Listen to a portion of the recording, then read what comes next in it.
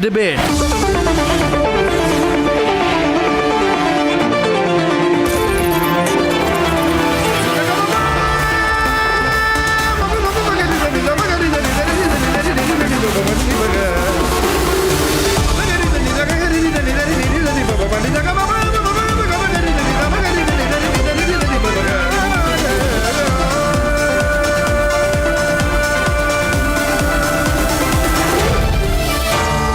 Arnab Goswami on the debate.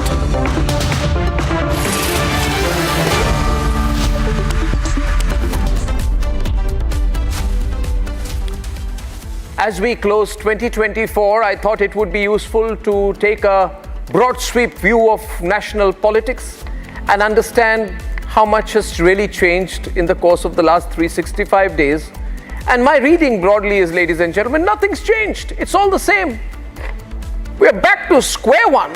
I know Lutyens lobby, urban Naxal, Tukre gang tried very hard, but they've miserably failed. Here is my assessment of why I believe nothing's changed. Point number one. In 2023, the NDA had 16 state governments across India. Today, in 2024, the NDA led by the BJP has 20 state chief ministers in India. Hence, the NDA chief minister's tally is up by 4. Nothing's changed. In 2023, the BJP had 12 chief ministers across states of India. In 2024, the BJP directly 14 states. Hence, the tally of BJP alone chief ministers is up by 2. Nothing's changed. Ladies and gentlemen, in 2023, 9 states went to elections and the BJP and allies won 6. Overall, BJP had a 66% strike rate. Now, in 2024, 7 states and 1 union territory went to the elections. The BJP and its allies won 5 states. And overall, the BJP had a 71% strike rate. And if you exclude the union territory of Jammu and Kashmir, it had 62%, ladies and gentlemen, with the inclusion of Jammu and Kashmir in the overall calculation. Nothing's changed. The Congress remains in only 3 states. They were only in 3 states last year. They are in 3 states again after 1 year. Nothing's changed. Ladies and gentlemen, Nitish left the INDI bloc, refusing to accept Rahul as a leader. Nothing's changed. Lalu Prasad wants Mamta Banerjee as INDI bloc leader, not Rahul. Nothing's changed. Sharad Pawar calls Mamta a capable leader, as people want Rahul out.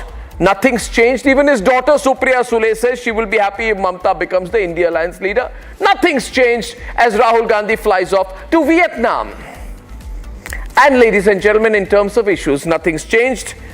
The Congress raised the Adani issue in 2023. The Congress continues to raise the Adani issue in 2024, maybe in 2025 also. Nothing's changed. They demanded a caste census in 2023. Today, that is still their number one issue at the end of 2024, though they continue to lose elections. Nothing's changed. They said the constitution will be under threat in 2023 if the BJP comes back to power. The constitution continues to be, in their view, under threat as the BJP comes back to power and is very much back in power. Ladies and gentlemen, nothing's changed. 1 year and nothing, absolutely nothing changed in national politics. Let's debate. अब की बार 400 पार. अब की बार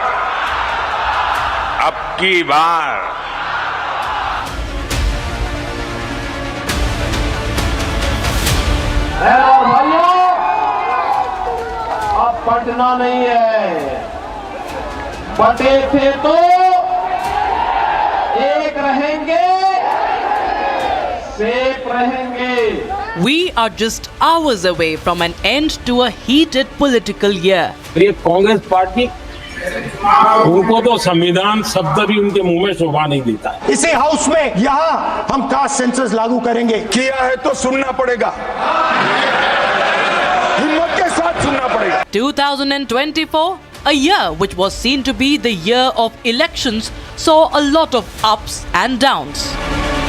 Starting from BJP's 400 Par campaign, 2019 में देश नारा दे रहा था, फिर एक बार मोदी सरकार 2024 में हर कोई कह रहा है अब की बार 400 पार।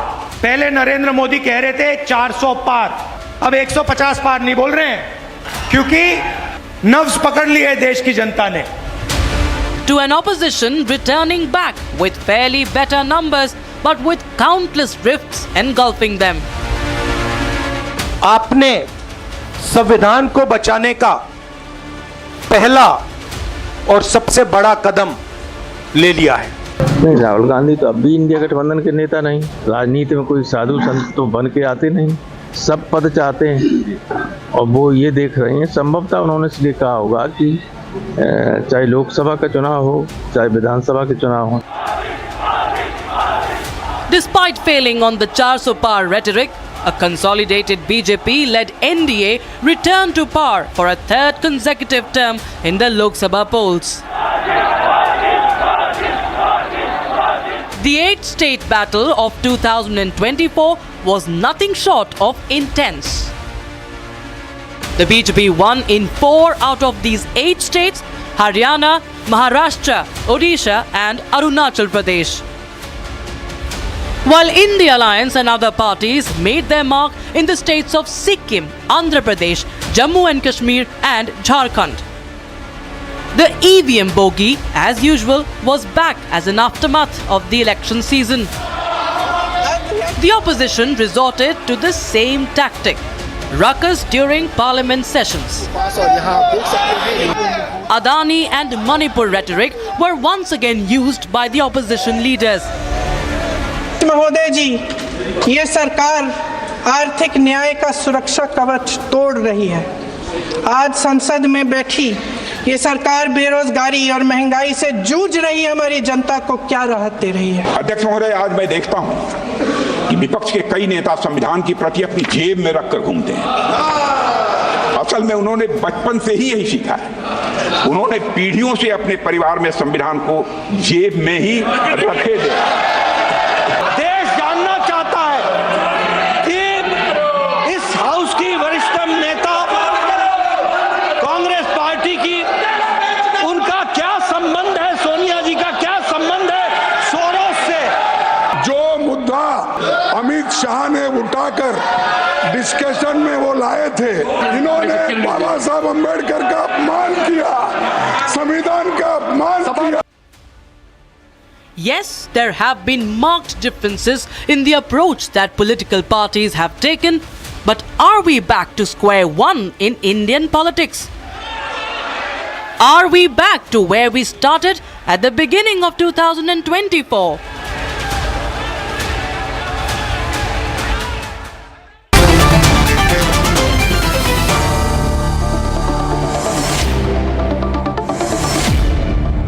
Welcome everyone. R. Rajagopalan, Advaita Kala and Ravzafar Sareshwala on one of my last programs of the year. And Lokesh Jindal, Renu Mittal, Iftikhar Misgar, all joining us from the other side, from Nagpur, from Delhi and Jammu respectively. Ladies and gentlemen, Piyush Joshi is joining us in a bit. You see, Renu, it's not necessarily a bad thing. It could have been worse. So, at the end of the day, when I look back, I gave some figures. Nothing's changed because the BJP has further consolidated power in the center and the states, right? So it's a bit of back to square one, right? How does the non-BJP side feel at this turn of events?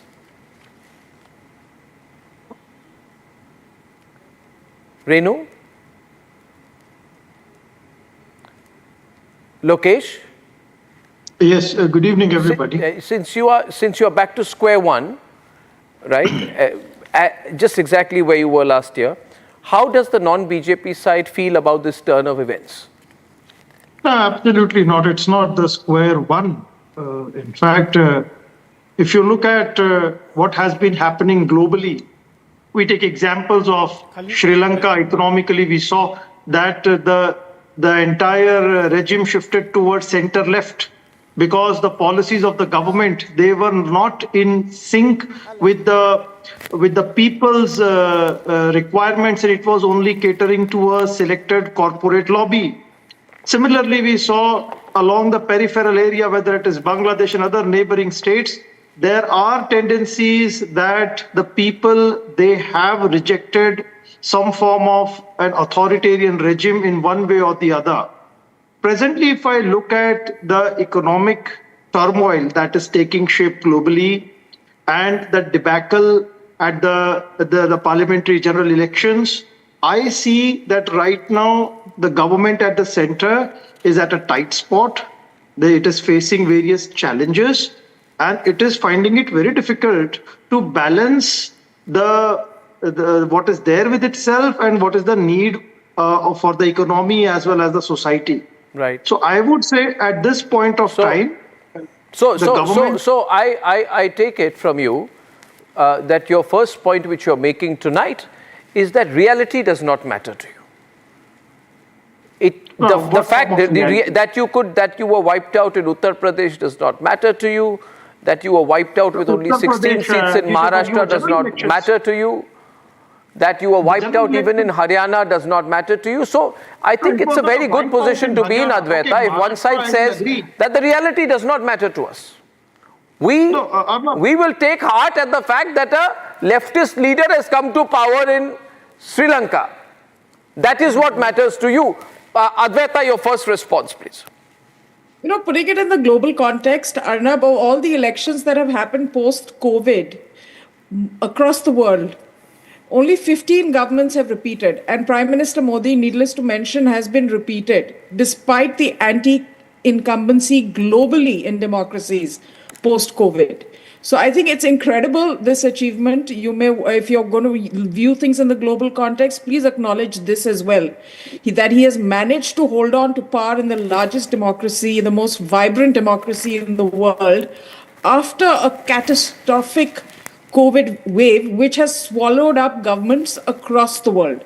So I think that's one thing that is pretty exceptional from the global context. And the move to the right or the left, I mean, how does it matter? You know, Trump is coming in America after having been so-called, been booted out by the left or the woke left. It's been a complete rejection of the woke left in the United States. And it just goes to show how people are just getting back to common sense and delivery. And that's really all they care about. Not necessarily all this kind of identity politics where however you want to, whatever garb you want to put it in, across geographies, across the world, it's just not working for the people. They want delivery, they want consistency, and they want leadership that tells them as it is. And I think that's a great testimony. But you know, the worry will be out here, Mr. Rajagopalan and Renu, let me draw you in, that the opposition will be worried that it does not want to end 2025 in the way that it ends 2024. Because it's very sad. Now, they may get desperate. I find it interesting that Lokesh started by talking about Sri Lanka. In the same way that probably he romanticizes the military coup of Muhammad Yunus in Bangladesh, and why Salman Khurshid said what happened in Bangladesh can/should happen here. So is it possible that they may get more interested in street wars, street politics in 2025 because the electoral route doesn't seem to be working for them? Mr. Rajagopalan. First of all, Arnab, I say 2024 is a tremendous year for Mr. Narendra Modi, because in Jammu Kashmir, Mr. Omar Abdullah took oath of office in Indian Constitution. That's a great victory for 2024. 2024 will also be remembered that Mr. George Soros' move through Rahul Gandhi failed in India. Third, Naxals totally isolated in Chhattisgarh, Maharashtra and other places. Mr. Amit Shah says in 2026 we will wipe out Naxals, but they are taking the butt like a urban Naxals. Now come to the point exactly. In nutshell, I say 2024 exposed Mr. Rahul Gandhi that he is a gas balloon. And George Soros, I will compare with Lokesh Shandal's Sri Lanka episode with great amount of that. That is why Mr. Dissanayake went to India first foreign visit, and surrendered before Mr. Narendra Modi, that thereby becoming a part of India alliance, in the same India with anti-China. So India could neutralize Sri Lanka. George Soros again failed, I would like to say. Repeat, Rahul Gandhi gas balloon exposed. So, one thing, let's talk a little bit about Rahul Gandhi, Renu. You have deep affection towards him.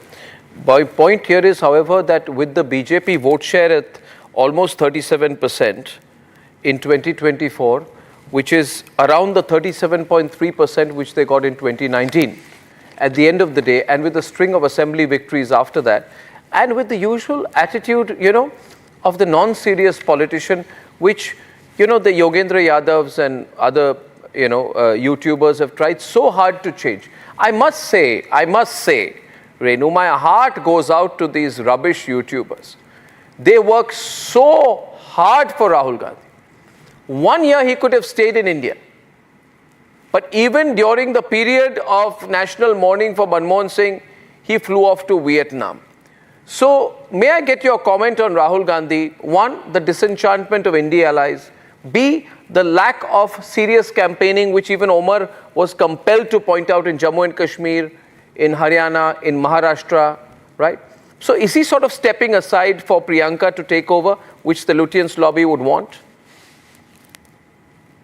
And has he failed at the end of 2024? Has he again failed to deliver? We can end the year with a big laugh over Arnab Goswami's comments and his conjectures over what is happening in the Congress party. The fact is that the highlight of the year for me was the 240 that the Narendra Modi government got after having raised expectations to the sky of 400 plus. So what has happened is it's been a huge reality check for the BJP government, for the Prime Minister, for Amit Shah, and for all the others who are part of that bandwagon. Now the fact is that this number has put paid to a lot of plans of the BJP that they wanted to do. So prominent amongst them is the constitution issue. Now when you talk about 1 minute, Rajgopal, Renu, Congress have 1 minute. Renu and Rajgopal are about to fight. I'll place them on a versus. 1 minute. And 1 minute. Just 1 minute. I'm only saying. Okay, Renu Mittal and Rajgopal are going to go into war on this. I will allow them, please. Congress fail? Why should Priyanka Gandhi come now? Why Congress failed? Rajgopalan is my very dear, very good, he's my very good friend. My point is not that. My point is that you can't interrupt like this, Rajgopal. Nobody interrupted but you. You are saying something wrong. Don't worry about Priyanka Gandhi. She'll find her own feet. Rahul Gandhi also failed, He has been proved that he's a gas balloon. You must understand that. Renu, you don't speak like that, I say, because Rahul Gandhi failed. You understand that. I understand a lot of things which you don't understand. As he became the Prime Minister. Rajgopal, you focus on the BJP, which is your area of expertise. Don't go into the Congress, which you don't understand. Congress is zero. Congress, I covered zero much before you have to. Why should PV Narasimha Rao be kept outside? I know, 0 with 100 seats. 0 with 100 seats. Okay. Let's give me a chance to have my say. You can't interrupt like this, it's not good. You had your say. The fact is that one nation, one government could not be introduced with the numbers that they wanted. They need 3/4 majority. What did Congress gain? What did Congress gain? So the lot of plans of Mr. Modi are at a standstill. Louder, please. And I think if you want to discuss the Congress, very good. The Rahul Gandhi is going to launch a 1-year agitation starting from 26 January, where the Constitution, the Ambedkar issue, the insight to Dr. Manmohan Singh, etc. It's going to be a huge long padyatra where he's trying to connect with the people. So what I'm saying but is I want to ask you this. Renu, I wish to intervene, please. Renu, I wish to intervene in this friendly bout that you are having with your old friend Rajagopal. Because they got much less than what they thought they would go or hope for. So the point is that was really the highlight of the year. Okay. Thank you, Renu. Hello. Thank you, Renu. You see, I tell you this. Really the highlight Usually, of one what second. happened. So for Rajgopal and bring in Mr. George Soros, Renu, thank you very much. Why would Thank you. Renu, can I please come in, please? Thank you, Renu. This is me, not Rajagopalan. Don't speak over me. Listen to me. See, the point is, you're very senior, Renu. I don't like to speak over you. So if when Arnab says, is it going? Louder, I can't hear him. I can't hear her. Don't bring her audio down. A lot of things have changed. I can't hear her in the studio. Now, thank you. 1 minute. I'm telling my producers. There is an audio drop for you that has happened technically. I have nothing to do with it. My point, which I have nothing to do with this, ladies and gentlemen. My point right now is, see, Piyush, Iftikhar, let's be a little candid, okay? It's not working out. Again, at the start of another year, and right now Rahul Gandhi is going to turn 56 this year or something, and he's been around in national politics for about 25 years. He's on the wrong side of his 50. He's about 56 now, I think, this year. And then if someone were to come and say, this year, Piyush, look at what she says. This year, he is going to start walking and try and connect with the people. My point is, if you're 56 years old, you haven't started connecting with the people despite all the efforts, and you're saying this year we'll connect with the people. And the yatra was a big... No, every year. No, there is a limit. People will say, oh, no, you can't. No, listen to me. It's like saying that Milind Soman, right, will make his debut on the ramp. What is the problem? Okay. If you're 60 plus, you have not debuted on the ramp, you're not going to ever debut. Can you give me the chance? No, I'm going to Piyush. This is a strange situation, viewers. I believe there's a number of inaugurations a person can have. You're changing it now. A film can't be premiered 20 times every year for the last 25 years. Piyush, what do you think? I'll come to you. Piyush, what is the best option for the opposition now? You know, the best option for the opposition is that 2024 has been a suboptimal year. There's no doubt in my mind to that.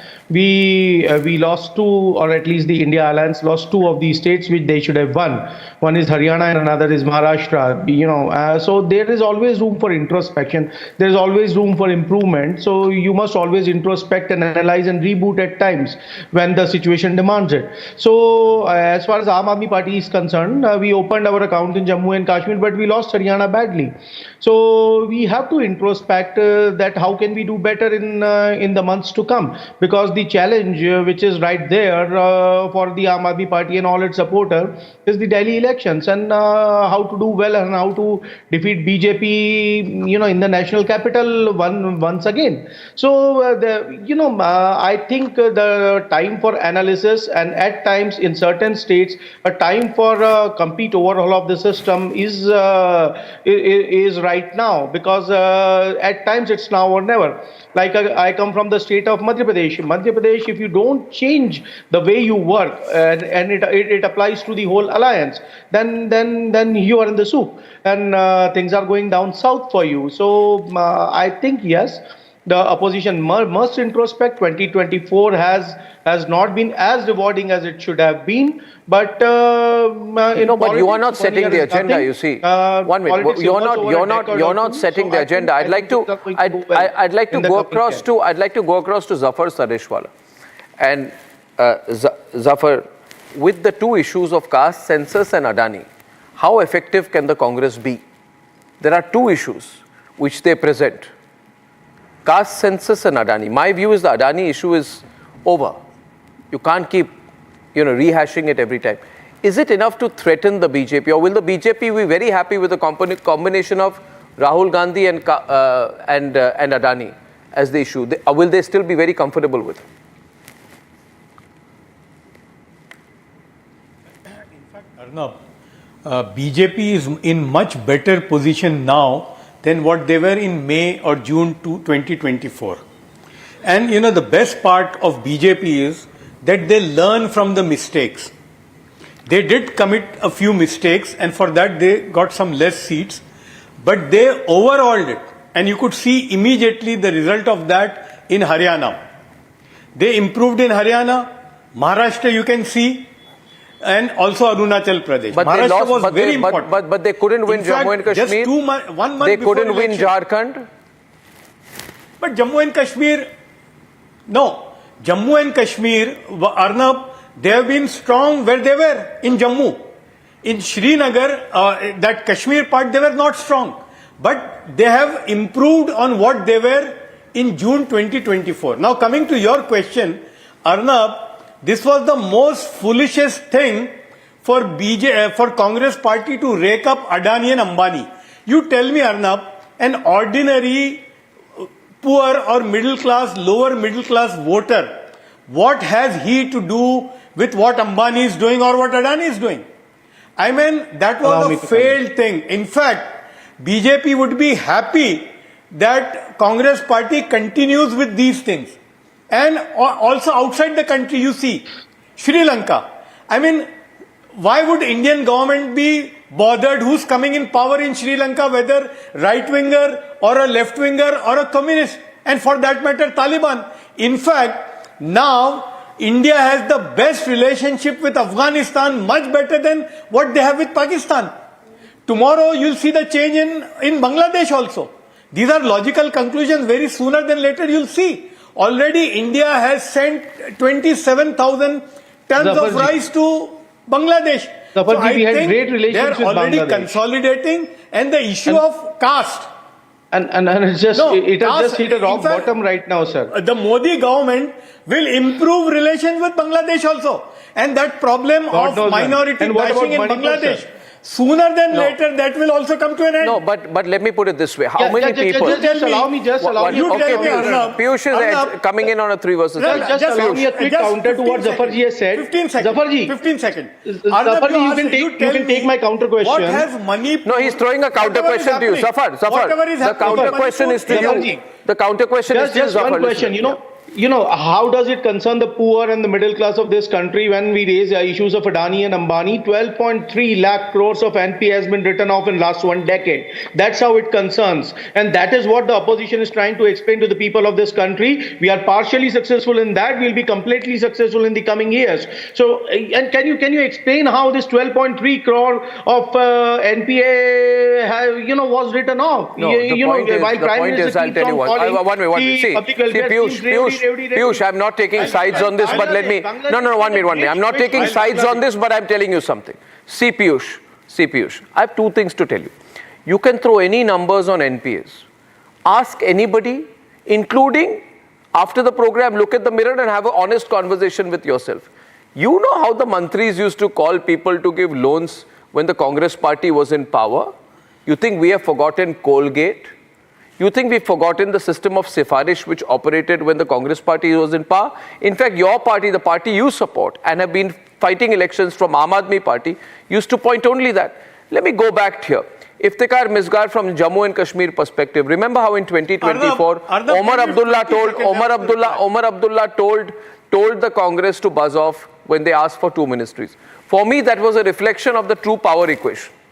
And the BJP is working with Omar, because Omar realizes he needs to be in power in Jammu and Kashmir and keep a good line of communication with New Delhi. But he told the Congress, nothing doing, I will not give you a single ministry. Right? No, so the power has shifted within the India alliance. I think it has. Iftikhar. Arnab, let me put it in the other way around. Like BJP, this government has from day one played a different dirty politics in Jammu and Kashmir. Like they brought PDP into the coalition. Then after that, they spread the notion that there are people, and since the likings for BJP is zero in the Kashmir region, so they took the PDP away from the brains of the main population. Then coming to Altaf Bukhari, they repeated the same case. Going back to Sajjad Loan, they did the same case. Now they are trying to fiddle with the Umar Abdullah government also. Umar Abdullah, as long as this government is concerned, this government is part and parcel of the NDA. There is no second thought about it. NDA or INDI? This, sorry, India Alliance. So let me give you the other details. See, 100 and 1,000 Rahul Gandhis cannot change the scenario in India now, because this government has spread the virus of communalism and polarized the whole country on the basis of religion. This is the country of innocent people. So they have done digging of mosques, harassment of secular people, whom you call Luthians, the people who believe into the idea of India.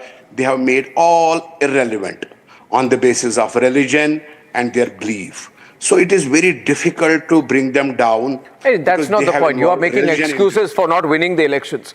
Point is, I go back to my moot point here. Are we ending 2024? Viewers, and one point. See, Lokesh, understand one thing. I said, in fact, I'm the only consistent journalist making this point constantly. I said that, see, this is a mild anti-incumbency hit the Modi government. It's the best thing that happened to it because they're going to come back stronger. And exactly that happened. Did you predict they'd be stronger in December? On June 4th, all you people were jumping up and down as if you had, set foot on the moon and there was no gravity. Look at you. On 30th of December, just look at you. You are looking so despondent. Lokesh, back to square one. You know it's back to square one. It is back to square one. Just recently, we read a statement from Confederation of Indian Industry that in the second quarter, the manufacturing sector growth rate has plumped down significantly, and the sole reason was lack of effective demand. The policies of the government in favoring only the supply side, corporate side, it has led to a weakening of demand, and that is why there has been calls that you increase the outlays in MG Narega. Which constituency is CII fighting elections from? The point is it's time that the government will have to resort to populist policies. It's time that the government would have to reform its policies that are more pro-people rather than pro-corporate. And that is over here that the government will find itself in a tight spot. Now, recently, MOSPI came up with the monthly personal consumption expenditure, and it has pointed out how the trends are shifting. Now, what happened in UK when Starmer came to power? That's the left. Now, there was some form of a policy failure that took place, that occurred because the rightists, they ignored the populist demands of the people, and that impacted the government politically. And the same thing which I see now is the trend is slowly moving towards that.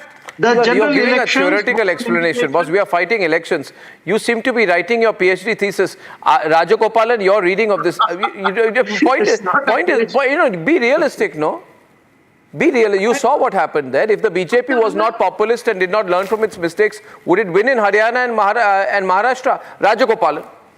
Arnab, just Lokesh Jindal started with Sri Lanka. After Mr. Dissanayake visit to Sri Lanka, 3-day stay, what did he say? Sri Lanka soil will not be used anti-Indian propaganda by Chinese. Is it not the victory of Narendra Modi? Or is the failure of Rahul Gandhi? Same thing. Sir, that will happen. Sir, that is something Sri Lanka will always say. There was a popular statement. You are in a paradise world. Don't think that Congress will come to power again. Congress will never come to power again because 24 is the turning point in Congress history. The last person died is Dr. Manmohan Singh. After that, Congress also had a condolence resolution they had to pay in Belgaum about the Congress demise. Renu, you have a lot of ground to cover till 2024. There is a leadership crisis in the India alliance, and India has never had a strong face, but there's been an assumption that Congress and Rahul Gandhi are the leaders of the India alliance. My question to you is, why do you think this is being challenged now? Please be open-minded about it. Don't have a closed mind about it. Why is it being challenged now?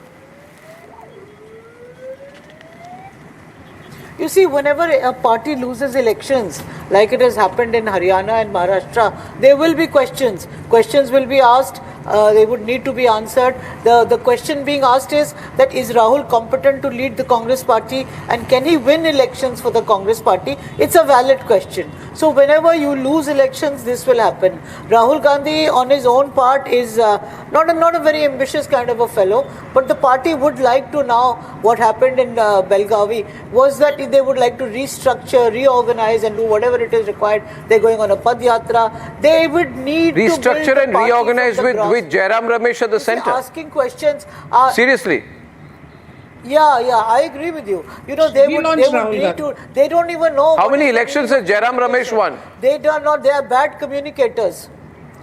No, they haven't. So that's what I'm saying. They would need to do all that. And Rahul Gandhi has to understand that he has to remove the dead flock from his stables. Otherwise, it's going to be a bad scene for them. Everybody in the party is talking about... This year was a great opportunity. This year was a great opportunity, I believe the greatest and maybe last opportunity for Rahul Gandhi. But all he did, he's going to be remembered for. What is he going to be remembered for? He went to America and met Donald Lu, who is the State Department's regime change expert. He went and met Ilhan Omar.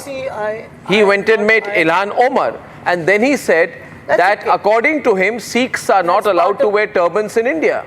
So the point is, we have to consider this. Why is the BJP doing so well? The point is lot of misinformation. There are a lot of misinformation about Rahul Gandhi also in circulation. We saw the video. We saw him It's happening all the time. And saying that you don't have equal right. This is all on video. It cannot be put down to misinformation or spin. It's there, it's visible. Lakhs of people have watched it. And I think it's a very dangerous ploy to go abroad and to march and to point to one specific identity, again, identity politics, and then to say that you are discriminated against in India is very dangerous politics, and this dangerous politics has yielded nothing for him. It really has yielded nothing for him. It's not even won him any credibility in his own India life. When he goes on and on about Adani, Ambani, the other party members of the India Alliance don't want to back him up. They're so disconnected with his personal vendetta that they don't even come out and speak about it. So I don't know. I mean, next year, this new Padyatra now, another relaunch of Rahul Gandhi. I mean, we're just going to see these every year, I think, with him, till at such time as, I don't know, Mamata does a coup and a regime change of India Alliance. I think that's what's needs to happen if we're going to have a decent opposition. Well, you know, the BJP and its supporters can keep on dreaming about a rift in the alliance. It's not going to happen. They were imagining that kind of that rift before Lok Sabha elections. It did not happen.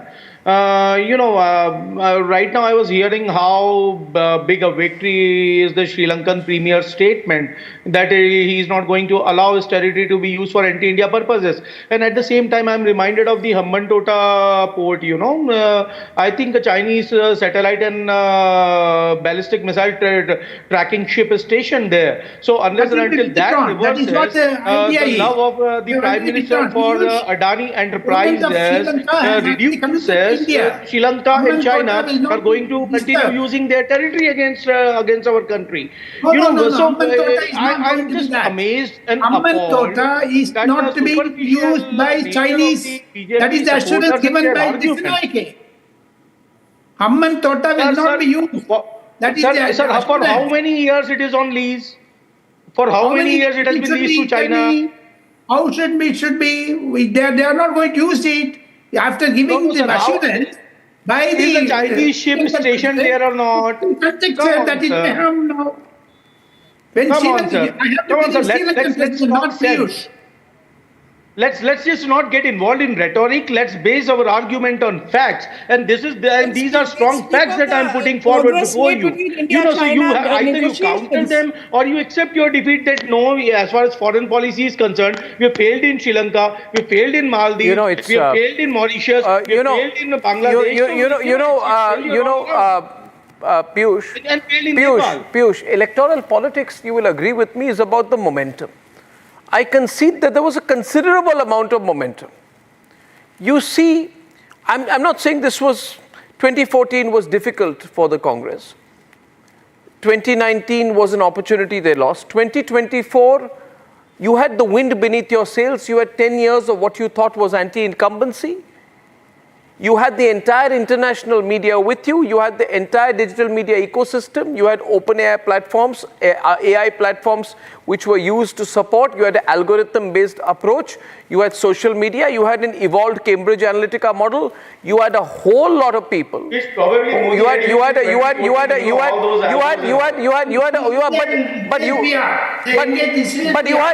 the whole ecosystem. Controls, police controls. No, but you had the whole ecosystem. ecosystem. No, you had the whole ecosystem with you. I have no qualms in accepting, that 2024 has been a suboptimal year. I did say that. Every control was with reform, reanalyze and reboot, and move on. No, it's not. One realization that I think the opposition has today is that they can't put all their bets on one political family.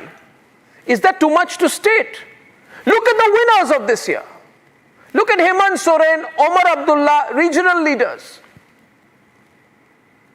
And it will be Kejriwal in 2020. Yeah, okay, so Kejriwal. So I'm saying Kejriwal, okay, fine, Kejriwal. Does that make any sense? But it's not. They are looking after their own state. They are small states. This is it. Small states, small parties. Zafar? How can you even say that the coalition is together when Adya Markan is calling Kejriwal an anti-national? No, Advaita, you see the language used. You see, people for 5 years. You see the language used by the Congress supporters, small parties, small states, Zafar. Small parties, small states, we are the big party. We are a national party. Nobody else is a national party. An assumed sense of significance. Right? Who do you want to put next? Robert Vadra as your face for the India Alliance? He's raring to go. It is the leaders like Ajay Markan and Sandeep Dixit which are at the core of I'd get Zafar. Cannot win a partial elections in the state of Delhi. They cannot rejuvenate live party in the state of Delhi, and yet they keep on calling the alliance. Zafar, last word to you, Zafar. Please should them. And control the way they speak. Yeah, Arnab. Yes. Arnab, the narrative which Rahul Gandhi has been, putting forward since last 10 years has failed. That narrative is not working. You are asking about Manipur. Yes, whatever has happened in Manipur is absolutely worrisome.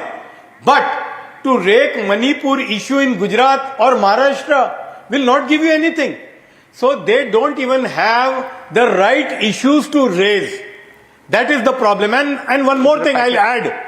After 2024 June, even the Muslim community now is feeling that they need to build bridges with the government of the day.